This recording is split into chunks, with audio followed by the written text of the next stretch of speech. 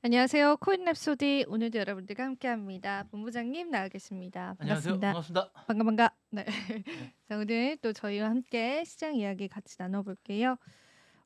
일단 오늘 저랑 이제 몇 가지 이야기를 나눠볼 텐데 최근에 이제 크립토 시장도 이제 트럼프 가문, 뭐 트럼프 이야기 이런 것들 굉장히 좀 거의 헤드라인입니다. 그래서 이제 어쩔 수 없이 우린 트럼프의 굴레를 벗어날 수 없는 그런 이제 상황인 것 같고 오히려 관세 발효를 좀 앞두고 이제 한국 시간으로 오전 5시에 이제 트럼프 대통령이 직접 본인 등판을 하셔서 어떤 품목에는 몇 퍼센트 관세 그리고 뭐 어떤 품목에는 몇 퍼센트 관세 요렇게 이제 진행을 할 거다라고 이제 예고가 되어 있고 오늘 아마 다들 이제 그 백악관 대변인의 인터뷰를 보셨을 거예요. 그때 이제 "드디어 해방의 날이다." 요런 걸 다시 한번 강조를 했는데 그 관세 리스크를 앞두고 시장이 하락할 거라고 생각을 했지만 의외로 시장이 상승을 좀 해 줬습니다. 그래서 비트코인이 84,000 근데 이제 뉴욕 증시 한창일 때는 85,000 까지 상승을 해 줬어요. 그래서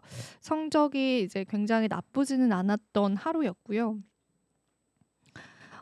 이더리움도 1,900을 회복을 해 줬는데 이제 다시 조금 하락을 했습니다. 그래서 이제 뭐 아직 2,000 까지는 회복이 안 됐고 도지코인이 이제 일론 머스크 리스크로 크게 이제 떨어졌잖아요. 그게 어느 정도는 이제 조금 만회하는 모습들이 좀 보여주는 그런 시장이었다라고 보시면 되고 그다음에 이제 지금 우리가 이제 아시아장 개장하면서는 시장이 이제 그렇게까지 좋진 않은데 여기 보시면은 그 알트코인 시즌 지수가 더 내려갔어요. 그래서 이제 알트코인 시즌 지수가 이제 17, 16 지금 16 이었는데 15 까지도 내려갔었거든요. 그래서 강할 때는 또 비트코인이 좀 더 강한 모습을 보여줬던 그런 하루였던 것 같습니다. 그래서 지금 뭐 시장의 투심이 확 살아났다라고 보기에는 다소 무리가 있지만 전체적인 시장의 마켓캡 시가총액은 지금 현재 0.3% 24시간 기준으로 올라섰다고 보시면 되겠습니다. 오늘 준비한 뉴스들도 하나하나 살펴볼게요. 자, 오늘 제가 준비한 첫 번째 뉴스는 미국의 은행들이 가문의 계좌를 폐쇄했다. 그럼으로써 우리는 가상자산에 관한 중요성을 깨닫게 된 그런 기회였다라는 발언을 했습니다. 이게 이제 최근에 인터뷰를 통해서 나왔던 내용인데 이제 예전에도 그런 이야기를 한 적이 있었어요. 한참 대선 활동 중이었을 때 이제 트럼프 가족들도 이제 계좌를 활용을 하잖아요. 그러니까 계좌를 당연히 이제 안 쓰는 사람은 없는데 근데 그때 JP 모건 체이스, 뱅크 오브 아메리카, 캐피털 원, TD 뱅크, 퍼스트 리퍼블릭 등의 은행이 본인들의 계좌를 폐쇄했다는 거예요. 그러니까 임의로 폐쇄를 했다는 거죠. 그러면서 이제 요거를 어 조 바이든의 어떤 조치로 봤던 거예요. 근데 이제 이 은행들이 이제 확실하지는 않지만 약간 민주당 쪽의 색깔을 가지고 있는 은행이었나 봐요. 근데 이제 대선 활동을 이제 트럼프가 하는 중에 그 당시에는 이제 조 바이든이 이제 집거를 잡고 있었죠. 트럼프 가족들의 은행 계좌를 일방적으로 폐쇄를 했나 봐요. 근데 이제 그 이유를 뭐 여러 JP 모건 측에서는 뭐 탈세 혐의라든지 뭔가 어떤 뭐 고객들 중에서 일부 불법 거래를 의심 가는 이제 자들 거는 이제 우리가 폐쇄를 한다. 이렇게 이제 변명 아닌 변명을 하긴 했지만 이 계기 때문에 이 가상자산을 더 이제 믿게 됐다라는 거죠. 그러니까 어떤 한 은행이 개인의 이제 정치적인 어떤 성향 때문에 그 고객의 계좌를 폐쇄하진 않는다는 거죠. 근데 이런 부분들을 굉장히 이제 대놓고 지금 비판을 하면서 실제로 소송을 들어가 있는 상황입니다. 이제 그러면서 이제 본인은 그런 계기 때문에 가상자산의 중요성을 깨달았다. 그래서 내가 이제 이런 우리 가문이 이런 산업을 하게 되는 거다. 이런 이야기가 또 나왔습니다. 근데 뭐 그의 말대로라면 약간 일리는 있죠. 저 같아도 조금 화는 날 것 같아요. '내 계좌를 은행이 마음대로 폐쇄를 시킨다. 이게 이제 가능한 걸까?' 이런 생각이 좀 들기도 하고 그러면서 이제 "가상자산 계좌를 이제 자연스럽게 신뢰하게 됐다." 이런 이야기를 좀 하게 된 거죠. 그래서 실제로 트럼프가 당선되고 나서도 이 문제가 몇 번 거론이 됐었어요. 그래서 JP 모건 체이스, 뱅크 오브 아메리카, 캐피털 원, TD 뱅크, 퍼스트 리퍼블릭 등의 은행을 언급을 했습니다. 참고로 요거 퍼스트 리퍼블릭 은행은 파산됐었습니다. 아시죠? 이제 그때 이제 미국의 은행 파산 리스크가 이제 트럼프 집권 전에 좀 불거지면서 시장에서 조금 미국에 관한 신용 등급도 하향되는 그런 모습을 보여주었는데, 근데 이제 그런 은행들이 이제 "우리 가문의 계좌를 폐쇄를 했다." 이러면서 이제 요 부분에 관한 법적인 절차들을 들어갈 것으로 지금은 확인이 되고 있습니다. 과연 이제 어떻게 또 풀리게 될지 모르겠네요. 자, 그리고 메타플래닛이 비트코인 160개를 추가 매수했다는 이야기 나왔습니다. 비트코인 160개를 추가 매수했다고 밝혔고요. 이번 매수로 메타플래닛의 비트코인 총 보유량은 4,206개라고 전해져 왔습니다. 그리고 이제 보유 가치로 따지자면 3억 5,690만 달러 정도를 차지한다고 하고요. 여기 보시면은 관련해서 이제 추가 매수에 관해서 공식적으로 이제 기업들은 이제 제출을 하고 신고를 해야 되잖아요. 그래서 그 신고 관련한 그 내용들도 제가 같이 한번 가지고 왔으니까 참고를 여러분들 해보시면 좋겠습니다. 그리고 요거는 되게 재미난 기사여서 같이 이야기를 좀 나눠보면 좋을 것 같아서, 이 테더가 비트코인을 매집을 했잖아요. 그래서 이제 테더사가 비트코인을 매집을 했는데 이번에 8,888개를 샀거든요. 그러니까 이게 뭔가 의미가 있다라고 이제 시장에서는 해석을 하고 있는 거죠. 그래서 이제 한 블록 미디어에 재미난 기사가 있어서 그걸 여러분들이랑 오늘 좀 깊이 있게 풀어볼까 하고 이제 이야기를 좀 나눠볼까 합니다. 본부장님한테 하나 질문하고 싶은 게, 팔이 뭘 의미하는지 아세요? 팔? 팔이요? 숫자 8? 행운의 숫자? 중국 888? 사람들이 좋아하는 숫자라고 그쵸. 해요. 예. 되게 좋아하죠. 저도 저거 몰랐어요. 네. 저거 되게 좋아요. 음, 저거 번호를 살려고 되게 그렇대요. 되게 번호판이나 이런 거 살려고 하면 8888 이런 거 되게 사기 예, 힘들어요. 맞아요. 네. 그렇대요. 네. 중국 사람들이 팔을 되게 좋아해서 좋아해요. 네. 요거를 이제 오늘 한번 이야기를 풀어볼까 음, 합니다. 테더. 전 알고 있었어요. 아, 테더가 굳이 8888 비트코인을 산 이유가 무엇일까? 같이 얘기를 좀 나눠볼게요. 사실 이제 테더가 지금 비트코인 보유량이 굉장히 많습니다. 그래서 하나로 11조 원에 달하는 금액을 가지고 있는데, 테더 같은 경우에는 사실 저희도 이제 예전부터 얘기를 했던 게, 중국의 자본이 있기 때문에 트럼프 행정부가 들어오면은 이제 테더를 오히려 좀 압박을 할 수 있다, 이런 게 크립토 시장에서 이제 항상 이야기가 나눴던 부분인데요. 이번에 이제 물량을 8,888개를 굳이 매수했던 그 이유에 관해서 한번 이야기를 좀 나눠보겠습니다.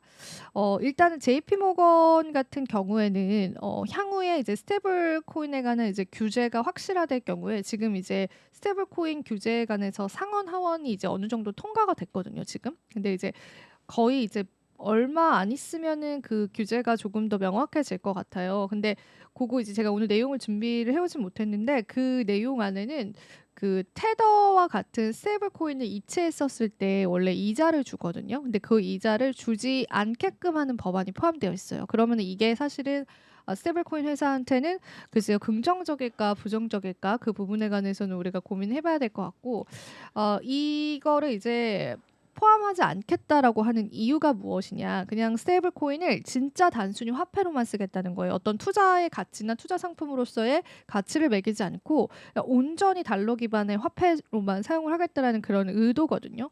근데 이제 그 법안이 통과될 가능성이 큽니다. 근데 그렇게 되면은 이거는 또 이제 해석이 좀 달라질 수 있을 것 같아요. 그래서 그때 시장의 상황을 봐야 될 것 같은데, 이제 JP 모건에서는 만약에 스테이블 코인 규제가 현실화될 경우에 테더가 보유한 비트코인, 그리고 이 귀금속, 이런 것들이 사실 비순ung 자산으로 어, 간주될 수 있다라고 분석을 했습니다. 이게 어떤 이야기냐면, 테더가 이제 일부의 자산을 매각해야 할 수도 있다라는 그런 의미로 좀 받아들여지는 거예요. 그래서 우리가 이제 스테이블 코인 법안이 확실화되고 있는 상황에서 이 테더에 관해서 어떻게 이제 간주를 할 것인가, 그 부분을 같이 얘기를 나눠봐야 될 것 같고요. 그리고 테더는 이런 분석에 정면적으로 반박을 하기도 했습니다. 비트코인도 테더도 제대로 이해하고 있지 않은 집단이다, JP 모건은. 그러면서 이제 JP 모건은 비판을 했었는데, 아직 규제가 확정된 바가 없고 이제 자산의 구성 역시도 충분히 유연하게 조정을 할 수 있다라고 입장을 밝혔습니다. 그러면서 이제 규제 리스크에도 비트코인을 계속 매수하면서 이제 장기적인 신뢰를 행동으로 보여주고 있습니다. 사실 이제 테더라는 게 사실 글로벌 투자사가 됐어요. 제가 이전에도 말씀을 드렸는데 채권, 미국 채권을 가장 많이 보유를 하고 있고 국가보다 많이 갖고 있죠. 그리고 거기에 따른 이자 수익도 상당한 회사입니다. 테더를 좀 더 알아볼게요. 2024년 한 해 동안만 해도 17조 원의 순이익을 기록을 하면서 미국 국채 보유량 세계 7위를 이제 차지를 했어요. 이 내용을 전해드린 바가 있었는데. 그리고 사실 이렇게 된 이상 테더는 비트코인 외에도 이제 실물 경제 영역에서도 영향력을 확대 중이다라고 합니다. 단순한 스테이블코인 회사가 아니다라는 걸로 이제 우리는 이야기를 해볼 수가 있죠. 실제로 테더사가 투자를 진행을 해요. 이 투자를 진행을 하는데 이탈리아 언론사에 투자를 했고 이탈리아 명문 축구 구단에도 투자를 했고 남미에 있는 농업 기업에도 진출을 했습니다. 그리고 동영상 플랫폼 럼블이라는 데가 있어요. 거기에도 한화로 1조 원 규모의 투자를 단행을 했습니다. 그래서 미디어, 스포츠, 농업 등에 관한 다양한 회사에 지금 투자를 하고 있는 상황이고 테더의 이런 행보는 이제 USDT의 글로벌 확대. 그러니까 사실은 테더가 이런 이제 다양한 분야에 진출을 하는 거는 거기에 투자를 함으로써 이 예를 들면 우리가 동영상 플랫폼 회사를 이제 투자를 했다고 했잖아요. 그럼 요때 테더가 이제 어느 정도 지분을 확보를 하게 되면은 그 동영상 플랫폼 내에서 테더를 사용하게끔 할 수도 있는 거예요. 그래서 실제로 테더의 사용을 정말 이제 글로벌적으로 확대시키려고 하는 그런 의도를 우리가 파악을 해볼 수가 있어요. 근데 이제 왜 하필 888이냐? 그래서 이거를 이제 많은 분석가들이 분석을 한 거죠. 중국어로 팔의 발음은 파와 유사한데 이는 부와 연결이 되어 있다라고 합니다. 그래서 중국 본토는 물론이고 홍콩, 대만, 싱가포르에서도 앞서서 이제 본부장님 말씀해주신 것처럼 차량 번호판, 전화번호 이런 거 팔 들어간 거 돈 주고 살 정도로 팔에 굉장히 집착을 하는 그런 또 모습을 보여준다라고 합니다. 그리고 사실 바이낸스도 이제 세계 최대 암호화폐 거래소잖아요. 근데 여기도 888 뭐 이런 것들을 뭐 마케팅 이벤트 수치로 굉장히 많이 설정을 했어요. 그러니까 바이낸스 역시도 창립자가 사실은 중국인이에요. 물론 이제 캐나다 국적을 가지고 있기는 하지만은 그 자오창펑의 모습을 여러분들 다들 아시잖아요. 그러니까 이게 사실은 그러니까 저는 이런 시선으로도 보이더라고요. 중국이 의외로 암호화폐 산업에 끼치는 영향력들이 우리가 생각하는 것보다 상당하다. 물론 국가적인 차원에서 표면적으로는 반대를 시켰지만 실제로 이제 암호화폐 최대 이제 거래소에 관한 CEO 창립자도 중국인이고 또 테더 같은 경우에도 이제 중국 정부의 약간 중국에 관한 지분이 좀 있다라고 알고 있거든요. 그러니까 정부 측은 아니더라도 이제 중국인의 어떤 지분이 상당하다라고 알고 있는데 그런 부분들을 봤을 때도 이 팔이라는 것과 테더와의 연관성을 충분히 지을 수 있다라고 보여집니다. 그래서 사실 8이라는 게 이제 중화권에서 행운의 숫자다라는 거 그리고 테더가 이번에 888을 이제 매입을 했다라는 부분들 그래서 사실은 테더의 핵심 수요처는 미국이 아니라 아시아와 중동, 남미를 중심으로 재편되고 있다라는 거를 보여주고 여기에 따라서 전략적인 메시지를 우리가 확인해 볼 수 있다라는 거죠. 사실 우리의 커뮤니티와 함께 번영을 한다라는 비언어적인 메시지로 해석이 된다라고 이 기자는 봤습니다. 미국 내 규제 우려가 커지고 있어요. 자, 테더가 정말 많이 커 있긴 한데요. 그 이제 스테이블 코인에 관한 법안이 나오게 되고 트럼프는 본인이 직접 스테이블 코인을 발행하기도 하고 또 이제 굉장히 트럼프와 친한 리플의 브래드 갈링하우스도 스테이블 코인을 발행을 했고 그리고 유럽 미카에서는 테더 쪽에 관한 규제를 이어올 것으로 예상이 되고 있습니다. 그럼 거기에서 이제 테더의 포커스는 약간 중화권 쪽과 아시아 쪽으로 조금 옮겨갈 수 있다라는 거죠. 그래서 사실은 이 팔을 통해서 이쪽 커뮤니티와의 신뢰를 좀 구축하려고 하는 의도가 보인다. 그러니까 테더의 어떤 하나의 전략적인 방면 중에 하나다라고 시장은 해석을 하고 있죠. 사실 이제 암호화폐라는 거는 8888이라는 비트코인 매수가 단순한 자산 보강이 아니라 이제 커뮤니티의 글로벌 사용자와 함께 이제 우리가 함께 성장하자 이런 의미를 내포하고 있다라고 보시면 되겠습니다. 사실 테더가 이제 중국에 관한 커뮤니티를 정확하게 확보를 하게 되면 테더에게도 이제 나쁠 게 없거든요. 그래서 지금 미국의 규제를 약간 인식을 하는 과정에서 이 중화권 그리고 아시아에 있는 그런 시장을 좀 바라보는 게 아닐까 그렇게 예상을 하고 있고 사실 여러분들도 이제 모르시겠지만 업비트가 아시는 분들은 아시겠지만 업비트가 전 세계 가상자산 거래소 순위에 상위에 랭킹되어 있어요. 10위 안에 랭킹되어 있어요. 그러니까 한국이라는 작은 나라도 암호화폐 거래소가 이렇게 이제 순위에 랭킹되어 있을 정도로 암호화폐를 어찌 보면 좀 사랑하는 민족이기도 하죠. 그만큼 이제 한국뿐만 아니라 이제 아시아 국가들 역시도 암호화폐에서는 무시할 수 없는 고객이거든요. 물론 지금 트럼프 위주로 흘러가고 있지만 근데 그런 면을 봤을 때 테더의 아시아 시장 공략에 관한 의도로 해석을 해볼 수 있다라고 여러분들 보시면 되겠습니다. 그래서 오늘 좀 테더에 관한 이야기 많이 전해드렸는데 이제 마지막은 마이크로 스트래티지 이야기를 같이 좀 나눠볼까 합니다. 마이크로 스트래티지 주가가 이제 급등락을 반복하고 있지만 장기적으로 굉장히 우상향하고 있고 사실은 이제 비트코인 매집을 하면서 100% 넘게 주가가 올랐습니다. 그런데 이제 월가 쪽에서 마이크로 스트래티지에 관한 목표 주가를 하향 조정했고요. 지금 주가 대비해서 약 30%가량 하향 조정을 했습니다. 이제 비트코인을 매수하려고 위해서 계속 이제 마이크로 스트래티지가 우선주를 발행하면서 비트코인을 매집을 하는데 그 부분에 한계가 도달했다라는 거죠. 그래서 이 마이크로 스트래티지, 그러니까 스트래티지라는 기업은 그 기업 자체의 가치가 있다라기보다는 그냥 채권 기업이 됐다라는 거예요. 비트코인을 매집하기 위한 담보물 같은 그런 이제 기업이 됐다라는 거죠. 그래서 스트래티지 입장에서도 이 기업 자체가 비트코인을 넘어서서 기업 자체에 어느 정도 본질적인 가치를 가져야 되는 시점이다라는 비판적인 목소리도 또 시장에 함께 나오고 있다라고 여러분들 파악을 같이 한번 해보시면 좋겠습니다. 하지만 스트래티지가 뭐 그렇다고 해서 주가가 크게 밀리진 않았거든요. 그래서 주가의 흐름들은 여러분들이 계속 지켜보시면서 비트코인 가격과의 연동성들도 같이 한번 살펴보시면 좋겠습니다. 자, 오늘 또 암호화폐 이야기 제가 준비한 소식은 여기까지이고요. 또 본부장님과 함께 이야기 추가적으로 나눠보겠습니다. 왜 이렇게 빨리 끝냈어요? 항상 인사말처럼 남겨주시네요.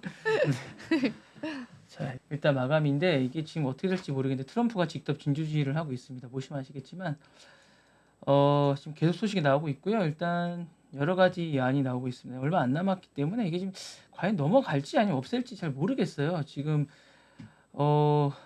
벤슨 부통령이 지금 하고 있는데 이 사안이 되게 중요합니다. 그래서 미국의 디지털 국경선 확립 시도라는 측면에서 여러 가지 의도가 있는데 미국 정부 법적으로는 바이트댄스가 80% 지분을 포기해야 되는데 이걸 지금 안 하려고 하고 있어요. 그리고 이제 트럼프식의 어떤 여러 가지 블록 딜 형식으로 이제 하려고 하고 있는데 이게 어쨌든 관세 완화 카드까지 언급하면서 이제 하려고 하고 있습니다. 근데 이제 어쨌든 디지털 자산 협상커에서 거래 수단으로 활용하는 전략 카드를 하고 있고 동시에 경제 무역 기술 수단으로 이제 혼합해서 외교적 우위를 확보하려는 시도를 하고 있습니다. 이제 법적 충돌 가능성이 많이 있고요. 바이트댄스와 이제 기술 협력 가능성과 데이터 공유 가능성 그리고 이제 최근에 여러 가지 이제 뭐 알고리즘과 여러 가지 복잡한 게 많습니다. 어쨌든 그리고 이제 이게 단순한 앱이 아니고 어쨌든 세대 간의 정보 생태계가 있고 10대, 30대까지 사용자의 어떤 소비 여론 그리고 이제 뭐 광고 그다음에 이제 여기 먹고 사는 사람들이 너무 많습니다. 그리고 이제 선거 영향력과 콘텐츠 알고리즘 그리고 디지털 프로파일링 결합된 민주주의 기반의 주권 문제 여러 가지 문제가 너무 많습니다. 그러다 보니까 이게 정말로 이제 트럼프는 없애고 싶지가 않은데 또 어떻게 보면 관세 문제하고 또 연관돼 있습니다. 그리고 이제 미국 기업 중에 오라클 말고 블랙스톤도 지금 참여했습니다. 그래서 이제 지분 투자를 하겠다라고 얘기를 했고 어쨌든 지분 투자 형식으로 미국 기업처럼 포장을 해서 중간에 이제 살짝 넘기겠다고 약간 왜냐하면 지금 이게 지금 오라클이 협상을 하고 있는데 쉽지가 않은 것 같아요. 협상에 참여하고 있다고는 얘기를 하고 있거든요. 그렇게 계속 이야기는 나오고 있는데 협상이 되고 있는데 쉽지 않다라고 지금 얘기를 하고 있습니다. 미국법에 맞는 구조 가능성과 그러니까 중국 정부의 승인 거부 가능성이 계속 존재하고 있다고 얘기를 하고 있기 때문에 어쨌든 계속 쉽지가 않은 것 같아요. 그래서 바이트댄스의 지분 기술 협력 유지가 쉽지도 않은 것 같고 법률 위반 가능성과 강제 매각이 불가피하고 법적 소송 가능성도 계속 이게 계속 존재하고 그런 것 같아요. 이게 그리고 이제 시간이 너무 없는 것 같아요. 이게 여러 가지 해야 되는 게 많은데 그리고 이제 추가 연장 조치도 필요한 것 같아요. 그래서 어쨌든 제가 볼 때는 시간이 더 필요한 것 같습니다. 그래서 어쨌든 앱 하나 문제가 아니고 이게 어쨌든 기술 주권과 안보 외교 전략 이런 것들이 다 설정되어 있는 것 같고요.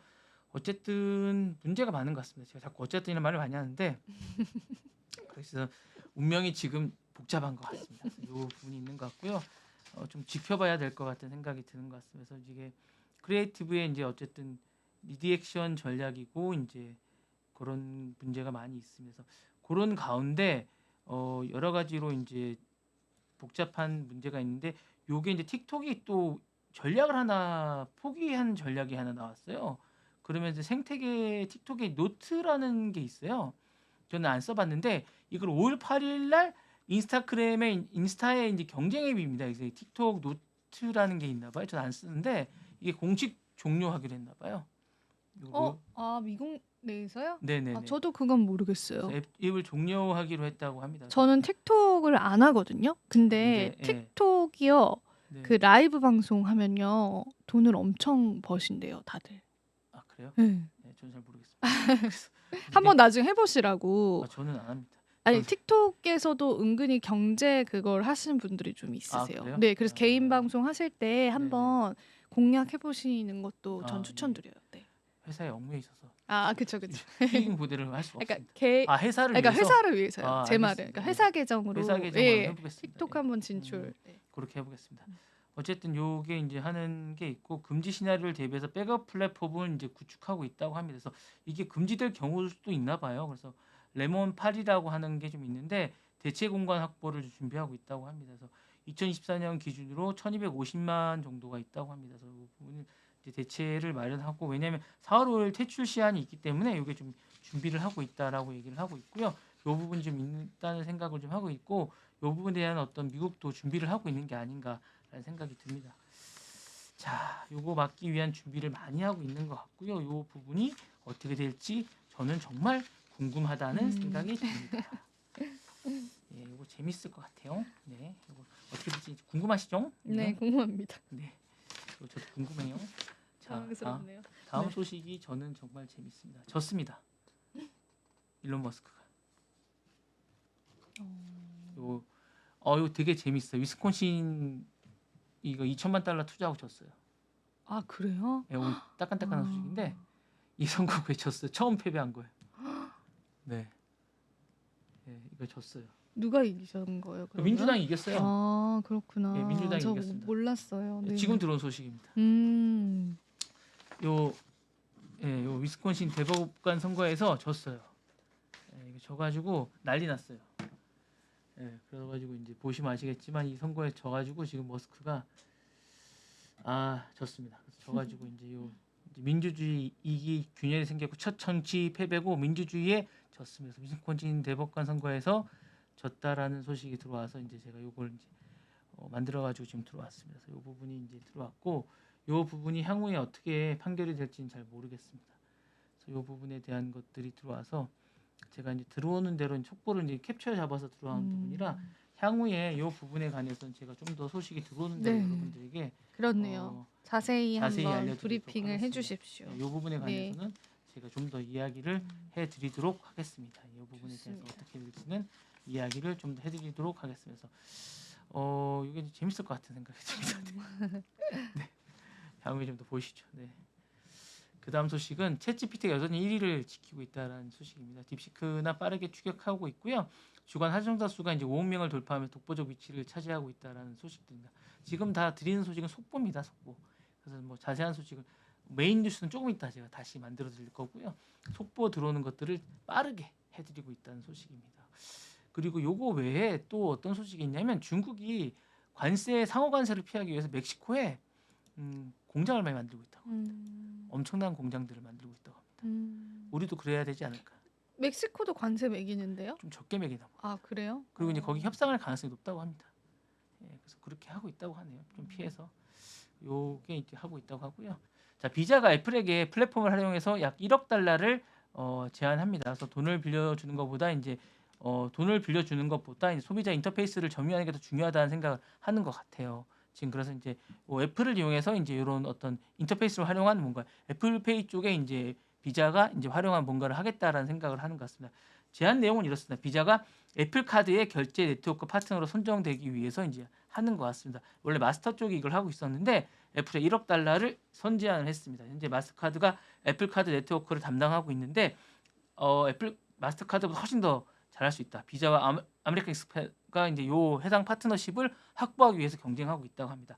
애플카드의 폭발적인 성장성을 하고 있다고 합니다. 1,200만 명 이상이 지금 사용하고 있는데 이거는 결제 수수료 수익 확보를 하면 엄청나게 이익이 된다고 합니다. 애플이라는 글로벌 소비자들에게 제휴 확대를 하고 모바일 결제 시대의 주도권을 확보하는 게 정말 중요하다는 생각을 하는 것 같아요. 이제 애플페이나 이런 걸 하다 보면 좋을 것 같고요. 애플의 iOS 생태계에 내에서 결제 시장을 장악하는 게 이제 중요한 성장 동력이라고 생각하고 있는 것 같고 어쨌든 여기서 하면 1억 달러를 선제안을 했다고 합니다. 엄청난 것 같고요. 어쨌든 이게 중요한 건 애플카드 입고로 금융 플랫폼의 허브라고 생각을 하는 것 같아요. 이걸 하면 이제 어쨌든 전 세계 결제 흐름을 이제 통제할 수 있겠다는 생각을 하는 것 같고 어쨌든 모바일 결제 시대 통치자가 향후에 어쨌든 이 전체적인 금융시장의 통치자가 될 수 있다라는 생각을 하게 된 것 같습니다. 그래서 비자가 최근에 어쨌든 수세에 좀 몰린 것 같아요. 마스터와의 결제에서 어쨌든 그러면서 수세에 밀려난 어쨌든 그런 걸 만에 한 방에 망해할 수 있다는 생각을 하게 된 것 같고 결제 시장의 어떤 전통 금융이 플랫폼으로 전환되는 게 아닌가라는 생각이 좀 듭니다. 그러면서 이게 전통적인 빅테크에서 힘의 축이 재편되는 게 아닌가라는 생각도 좀 듭니다. 그러면서 이제 이렇게 하다 보면 이제 이게 향후에 이제 어쨌든 전통 은행의 어떤 카드사는 이제 좀 사라지고 데이터 독점이 이런 식의 어쨌든 플랫폼으로 이제 이동하게 되지 않을까라는 생각이 좀 듭니다. 그러면서 이제 전통적으로 이제 슈퍼 앱이나 플랫폼이나 월렛, 계좌 이런 식으로 결제 방식으로 많이 바뀌지 않을까라는 생각이 좀 들고요. 미래에는 이렇게 되지 않을까라는 생각이 좀 들고 백엔드라고 하죠. 결제망이나 자금 청산 등 전통 결제 이런 것들보다 이제 플랫폼으로 모든 게 다 기속이 되지 않을까. 그러니까 플랫폼이 전체적인 어떤 금융시장을 지배하는 시장이 될 것 같은 생각이 듭니다. 그래서 빅테크나 애플이나 구글, 아마존 등의 전반적으로 다 기속이 되고 이쪽을 지배하는 금융시장이 결국 전체 금융시장을 지배할 것 같은 생각이 좀 들 것 같습니다. 그래서 이게 이제 은행과 기술 기업과의 API나 연동이나 화이트 라벨 파트너로 전환되지 않을까라는 생각이 드는데 어쨌든 비자가 이걸 이제 지배하게 되면 제가 볼 때는 향후에는 비자가 전체적인 어떤 금융시장을 할 것 같은 그런 생각이 듭니다. 그래서 자금을 가진 자가 이제 금융 권력을 가지는 게 아니라 제가 볼 때는 향후에는 플랫폼이나 데이터의 접점이나 UX를 가진 독점한 자가 어쨌든 금융시장을 지배하지 않을까라는 생각이 듭니다. 그래서 뭐 이정 아나운서도 그쪽으로 옮기시는 게 저 어디로 옮기라고요? 플랫폼으로. 플랫 저 지금 내쫓으시는 아니 거예요? 아니 진짜 그쪽이 너무해요. 얼굴로 대시면 제가 여기서 얼마나 희생을 하고 있는데 본부장님 서운합니다. 아니 그쪽 네. 얼굴이 대시는 게 더 좋을 것 같은데. 여기서 몸을 갈아놓고 네. 있는데 너무 서운합니다. 거기에 네. 인터페이스를 점유하시는 게 좋을 것 같습니다. 네. 다음 소식을 전해드리겠습니다. 자, 이게 이건 제가 약간 한 번 더 경종을 울리기 위해서 제가 심도 있는 얘기네요. 이게 샤오미가 최근에 사고가 한번 났습니다. 아, 3명이 죽었습니다. 샤오미가 이제 사고가 나서 이제 3명이 죽었고요.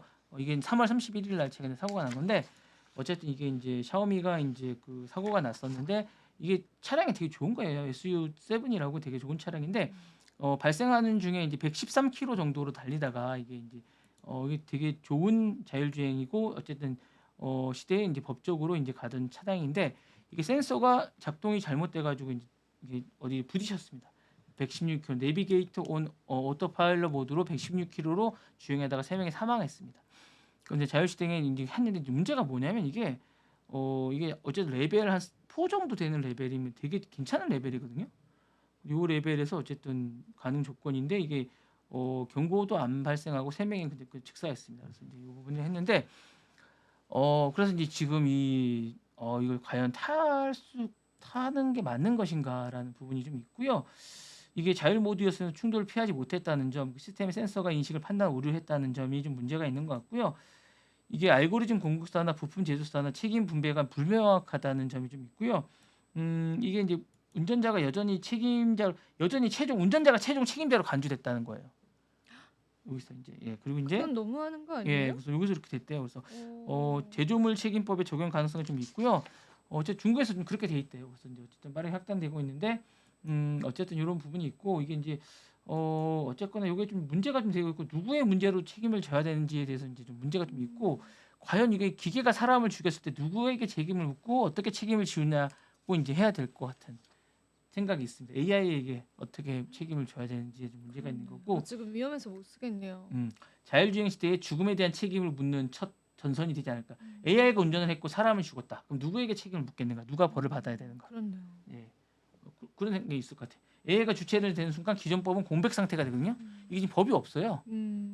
그래서 누구에게 법을 이게 어쨌든 이 공백의 책명을 처음 앗아갔는데 최초의 사례입니다. 그래서 이거 누구에게 법을 적용을 해야겠는가? 지금 중국처럼 기술이 빠르게 상용화되는 국가인데 기술 검증보다 속도가 우선시되고 있어요. 지금 이 상황에서.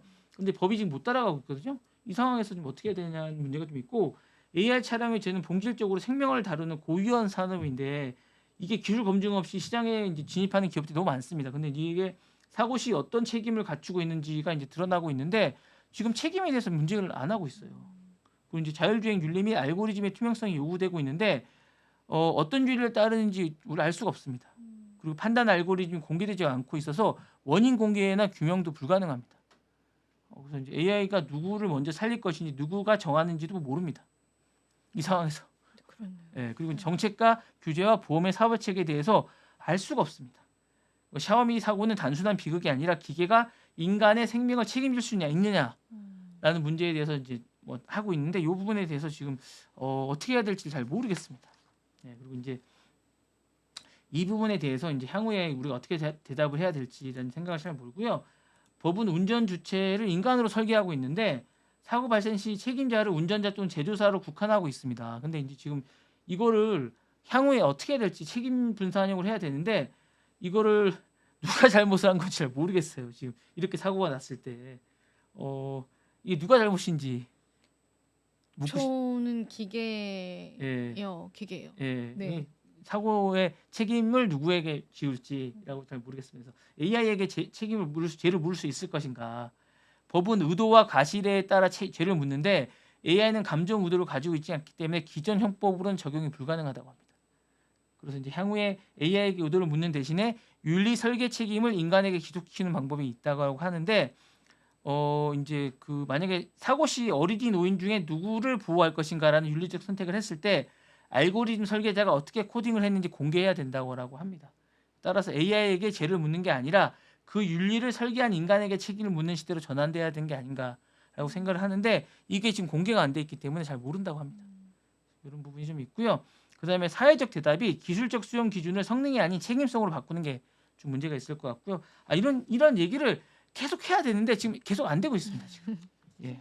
이게 사실은 그래서 이제 제가 예전에 여기서는 말씀을 안 드렸는데 그래서 이제 넷플릭스 그를 만든 분은 이런 걸 하기 전에 철학적인 AI에 대한 철학적인 공부가 먼저 돼야 된다고 얘기를 지금 하고 있어요. 그래서 5천만 달러를 자기 모교에 기증을 하기도 했거든요. 그러니까 AI의 테크노적인 공부뿐만 아니라 철학적인 거나 어떤 그 사색의 공부도 먼저 해야 되고 그런 어떤 고민을 먼저 해야 되지 않느냐라고 얘기를 하시거든요.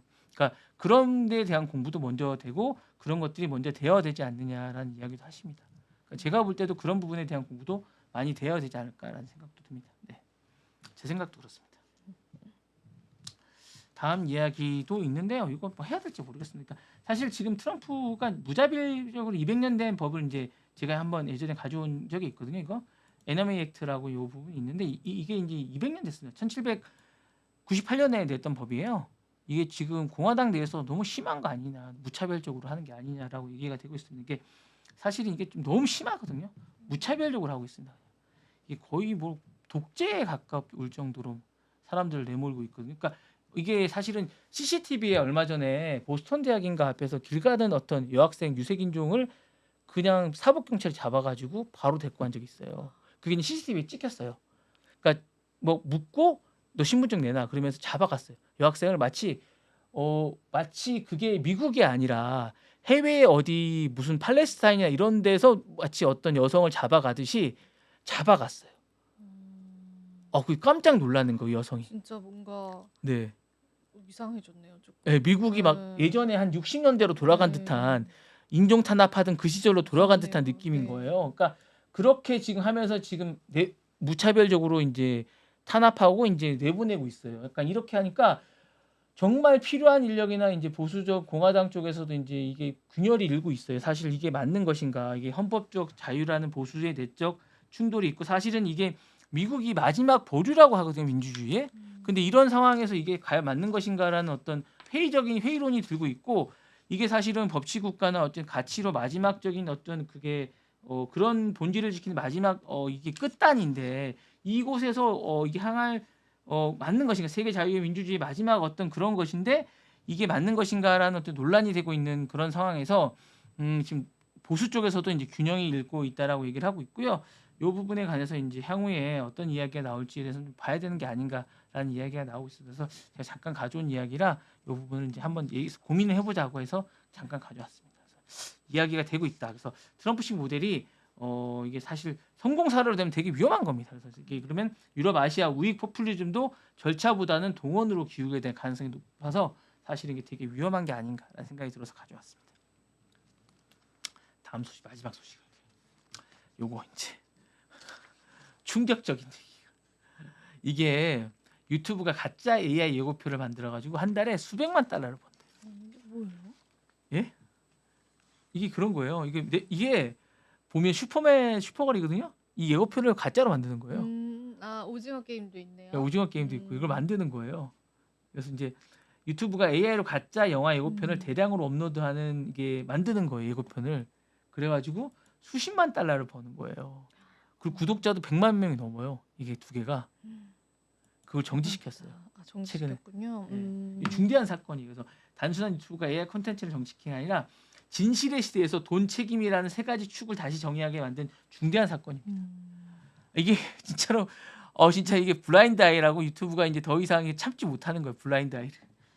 AI의 진대한 경계가 무너지고 있고 사실 AI가 만든 가짜 예고편을 진짜로 믿고 이제 클릭하는 시대가 된 거예요. 이게 사실 사람들이 이게 진짜로 오른쪽 보시면 저거를 정말로 사람들이 보시면 아시겠지만 저걸 정말로 오징어 게임 3라고 생각하는 거예요. 왼쪽도 정말로 저거를 슈퍼맨 거리라고 생각하는 거예요.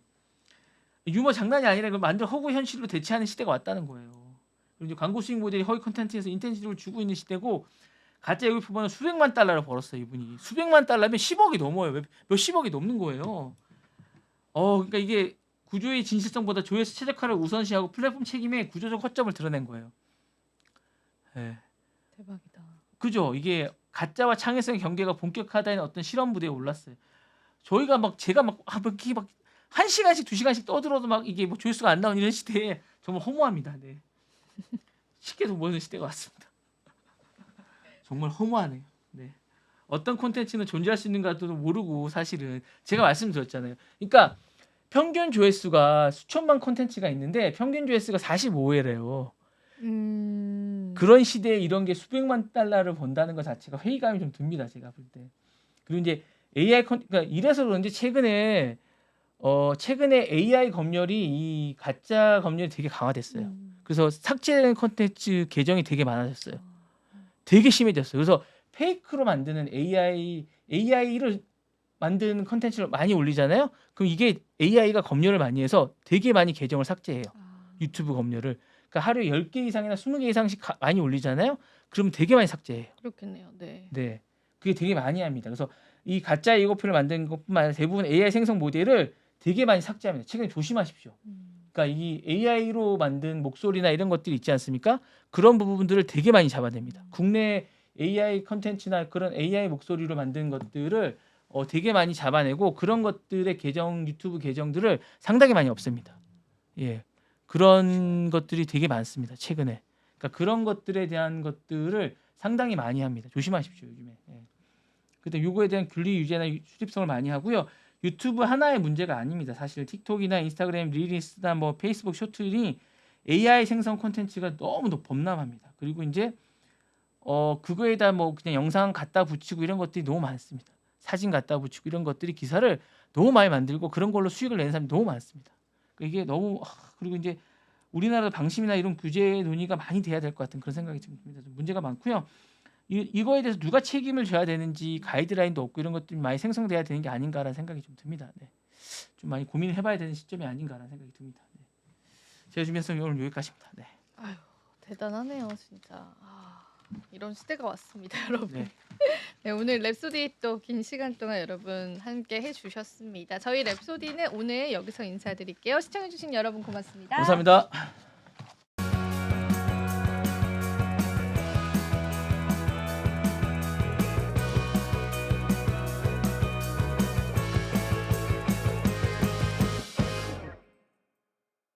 시청자 여러분 안녕하십니까? 국내외 주요 소식 전해드리는 모두의 증시 고유림입니다. 첫 번째 뉴스입니다. 한국과 대만을 대표하는 반도체 기업 삼성전자와 TSMC의 주가 상승률에서 6배 가까운 차이가 발생했습니다. 서울경제신문이 블룸버그를 통해 최근 10년간 한국 대만 주식시장 시가총액과 삼성전자 TSMC의 시가총액 및 주가 추이를 분석한 결과 삼성전자의 주가는 2015년 12월 25,200원에서 지난해 12월 53,200원으로 111% 상승했습니다. 반면 TSMC의 주가는 143 대만 달러에서 1075만 대만 달러로 651% 급등했습니다. 이러한 차이는 한국과 대만 주식시장 시가총액의 격차로도 나타났습니다. 대만 시가총액은 2015년 28조 3048억 대만 달러에서 2023년 81조 6717억 대만 달러로 2363조 6196억 원이 늘어나며 급성장했습니다. 이와 비교해 한국 주식시장 시가총액은 2244조 3331억 원으로 대만과의 격차는 지난해 말 1300조 원으로 크게 확대됐습니다. 대만의 TSMC는 지난 10년간 그 성장 덕분에 대만 주식시장의 상승을 이끌었고 TSMC의 시가총액 비중은 13%에서 34%로 증가했습니다. 반면 삼성전자는 14%로 비슷한 비중을 유지했지만 주가 상승이 제한적이었고 시가총액 차이가 벌어졌습니다. 한국 증시의 코리아 디스카운트 문제를 해결하려면 삼성전자의 체질 개선이 핵심이라는 목소리가 커지고 있습니다. 삼성전자가 파운드리 시장에서 경쟁력을 다시 회복하고 글로벌 반도체 시장에서 5위를 점할 경우 한국 주식시장의 상승을 이끌 수 있다는 전문가들의 분석이 이어지고 있습니다. TSMC는 최근 10년간 설비 투자와 기술력 강화를 통해 파운드리 시장 점유율 67.1%로 확장했으나 삼성전자는 9.1%로 하락하며 시장 점유율이 떨어졌습니다. 이에 따라 삼성전자가 향후 주가 회복을 위해서는 적극적인 투자가 필요하다는 전문가들의 의견이 제시되고 있습니다.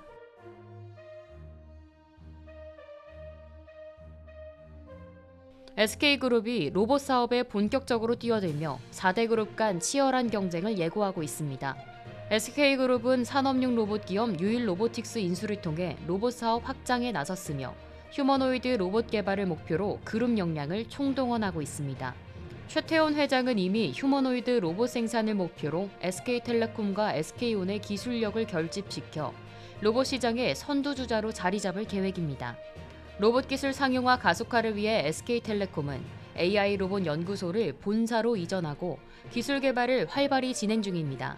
CES 2025에서 젠슨왕 엔비디아 CEO와 피지컬 AI 관련 논의를 나누기도 했으며 AI 로봇 솔루션 기업인 시메스의 2대 주주로 참여하고 SM코어를 통해 스마트 팩토리 자동화에도 집중하고 있습니다. 이뿐만 아니라 SK온은 유일 로보틱스의 지분 23%에 대한 콜옵션을 확보하고 사실상 인수를 준비 중이며 SK그룹의 로봇 사업은 날개를 달고 있습니다. 유일 로보틱스는 삼성전자 출신의 전문가들이 대거 합류한 가운데 휴머노이드 로봇 개발을 본격화하고 있습니다. 4대 그룹의 로봇 사업 경쟁은 더욱 치열해질 전망입니다. 삼성전자는 레인보우 로보틱스를 인수하고 미래 로봇 추진단을 신설해 가정용 로봇 개발에 집중하고 있으며 현대차는 보스턴 다이내믹스를 인수하고 스마트 팩토리에서 로봇 기술을 활용하고 있습니다. LG전자도 홈봇과 휴머노이드 로봇 개발을 가속화하고 있으며 베어 로보틱스를 자회사로 편입해 자율주행 로봇 시장에 진출하고 있습니다. 업계 관계자는 생성형 AI 기술이 빠르게 발전하며 AGI 기반 로봇의 등장도 머지 않았다며 휴머노이드 원천 기술을 확보하기 위해 주요 기업 간의 경쟁이 더욱 치열해질 것이라고 내다봤습니다. 4대 그룹의 로봇 사업 경쟁은 앞으로도 계속해서 가속화될 것으로 예상됩니다.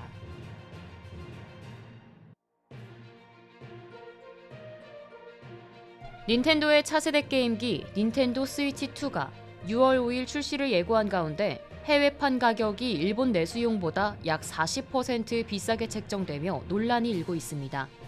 닌텐도는 지난 2일 닌텐도 스위치2의 가격을 공개했는데 일본 전용 버전은 49,980엔, 다언어 대응 버전은 69,980엔으로 측정했습니다.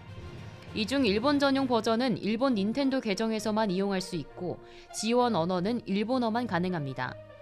반면 미국 발매 가격은 449.99달러, 유럽 지역 가격은 469.99달러로 책정됐습니다.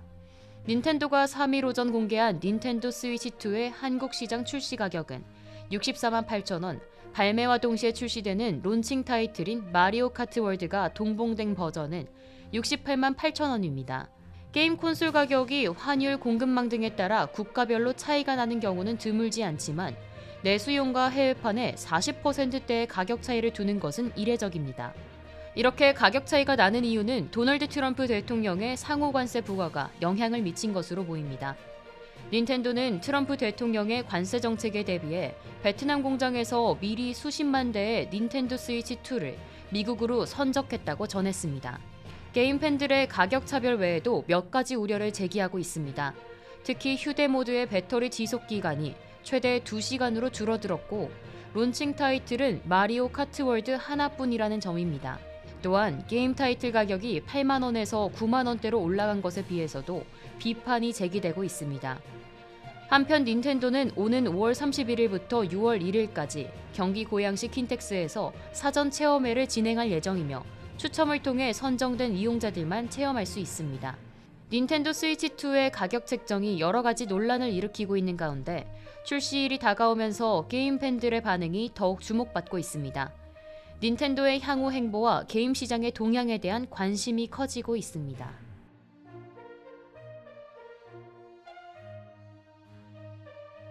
현대제철과 노조 간의 갈등이 계속되고 있는 가운데 무기한 총파업이 시작될 가능성에 대한 우려가 커지고 있습니다. 현대제철 노조는 지난 1일부터 4일까지를 평화 교섭 기간으로 정하고 사측과의 협상 준비를 진행한 뒤 지난 1일에는 당진제철소 냉영 공장에 파업을 철회했습니다. 하지만 노조는 여전히 사측의 수정 제시안이 만족스럽지 않다면 전면 파업을 예고하고 있습니다. 노조 관계자는 사측과의 교섭은 매주 진행되고 있지만 아직까지 별다른 연락을 받지 못했다며 금속노조 차원에서의 총파업에 관한 계획을 발표할 것이라고 말했습니다. 현대제철 노사는 지난 9월부터 임단협을 진행하고 있지만 성과급 문제로 접점을 찾지 못하고 있습니다. 사측은 기본급 450%와 1,000만 원의 성과급을 제시했지만 노조는 2023년 성과에 대한 보상이 제대로 반영되지 않았다고 주장하고 있습니다. 사측은 또 철강 업황 악화와 글로벌 교역 불확실성을 이유로 실적 개선이 어렵다고 강조하고 있습니다. 현재 현대제철은 미국의 25% 철강 수입 관세 부과와 비상경영을 선포하며 희망퇴직을 시행하는 등 어려운 상황에 처해 있습니다. 지난달에는 인천 철근 공장 전면 셧다운에 돌입했고 4월 한 달간 가동이 중단될 예정입니다. 업계 전문가들은 중국의 철강 감산과 반덤핑 관세가 하반기 현대제철 실적 개선에 긍정적인 영향을 미칠 것이라고 보고 있지만 노조의 무기한 파업이 변수로 작용할 수 있다고 경고하고 있습니다. 노조는 만약 협상이 결렬될 경우 무기한 총파업 외에도 주유수당 소송을 제기할 계획이라고 밝혔습니다. 현대제철 노조 관계자는 통상임금 소송은 진행했지만 주유수당에 대한 소송은 아직 진행되지 않았다며 본격적으로 소송을 준비하고 있으며 대의원 의결을 거쳐 즉시 소송에 돌입할 것이라고 말했습니다. 현대제철의 무기한 총파업 가능성과 사측의 대응이 향후 회사의 생산성 및 업계 경쟁력에 중요한 영향을 미칠 것으로 보입니다. 노사 갈등의 결말이 어떻게 나올지 그리고 향후 주어진 시점에서 금속노조와 사측의 협상이 어떻게 진행될지 주목됩니다.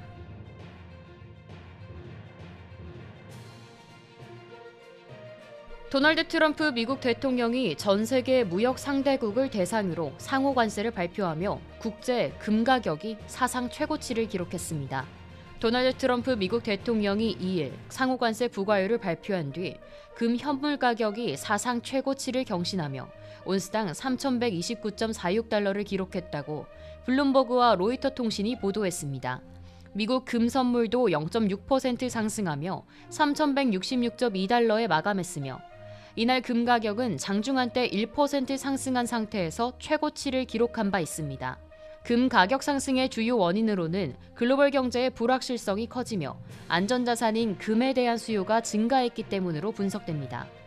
특히 상호 관세가 각국의 무역에 미칠 영향을 우려한 투자자들이 금을 피난처로 선호한 것으로 풀이됩니다. 금은 전통적으로 경제 불안정 시 안전자산으로 평가되어 왔습니다. 지난해에 이어 올해도 금 가격은 상승세를 보이고 있습니다. 지난해에는 각국 중앙은행의 대규모 금 매입과 아시아 지역 수요 증가가 주요한 상승 요인이었으며 올해에도 금 가격은 19% 상승했다고 보고됐습니다. 한편 구리 가격은 상호관세 발표 직후 장중에 2.2% 급등했으나 상호관세 면제 소식이 전해지면서 하락세로 반전했고 결국 전날 대비 0.1% 상승한 가격으로 마감했습니다. TD증권의 바트멜렉 상품 전략글로벌 책임자는 관세는 구리 가격에 일반적으로 부정적으로 작용한다고 분석했습니다. 국제 유가는 상호 관세 부과로 인해 전 세계 경제에 혼란이 일어날 것이라는 우려 속에 하락세를 보였습니다. 서부 텍사스산 원유 선물은 배럴당 70.73달러로 1.4% 하락한 가격을 기록했습니다. 하지만 캐나다와 멕시코산 원유는 미국, 멕시코, 캐나다 무역협정에 따라 상호 관세에서 면제됐으며 이로 인해 수입업자와 소비자들은 어느 정도 우려가 해소된 상태입니다. 레이몬드 제임스의 파벨 몰차노프 애널리스트는 관세는 글로벌 경제에 부정적인 영향을 미치며 다른 변수가 없다면 석유 수요에도 타격을 줄 것이라고 경고했습니다. 글로벌 경제의 불확실성 속에서 금은 안전한 피난처로 주목받고 있으며 원유 시장은 수요 감소 우려로 타격을 받고 있는 상황입니다. 앞으로의 시장 흐름이 어떻게 될지 주목됩니다.